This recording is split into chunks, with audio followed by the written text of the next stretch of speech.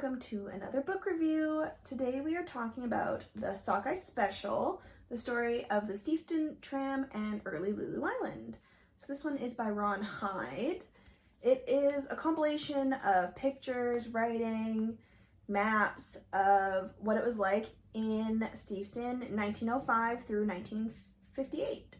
So if you grew up in the area, you'll definitely find this to be a lot more interesting than, say, not, because I found it interesting. There were things I didn't know about Richmond and Steveston, having gone there and spent so much time there. But one of the things that I found at the very beginning very interesting was how they came to be with Lulu Island. And it was from Lulu Sweet. She was traveling with her acting group and the island didn't have a name yet. So here is a picture of her. So it's kind of just interesting, and how the racetracks and the airplanes and stuff that were flying in and out of Richmond at the time. So if you grew up in the area, it's definitely worth a read. I'll just give you a little read from the back so you can kind of feel what it's like the book has in it. A ride on the Sockeye Special, the tram that operated from 1905 through 1958 from Vancouver to Steveston. In the early days of operation, the majority of the riders were Steveston cannery workers, where sockeye salmon was canned for shipment around the world. The Sockeye Special was an integral part of the transportation, business, and social life of Lulu Island.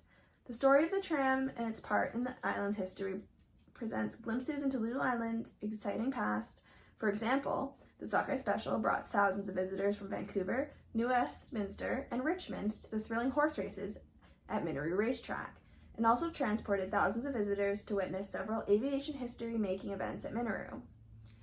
So it's kind of crazy because there's no racetrack at Minaroo anymore. There's a running track, but it's just very different. And with Cannery, if you are interested in that as well, there is still the Gulf of Georgia Cannery that you can go in. It's a historic site, it's a museum, so you can see what inside of a working cannery is like.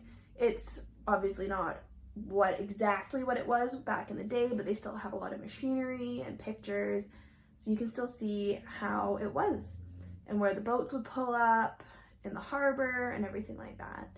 So it was pretty crazy reading about different things, who worked where. It was usually a family affair. Sometimes on the trams, fathers and sons would work it together. So it's a cool little book. It's a very quick read.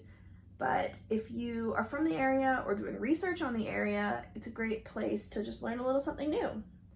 So there are some parts I wish were fleshed out more, but again, it's historical. It kind of comes down to what people wrote down, what people took pictures of, what was documented. So quick little read if you want to learn more about Steveston and how things were not even really that long ago.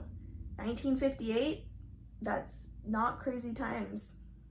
We know lots of people who would have experienced some of this even.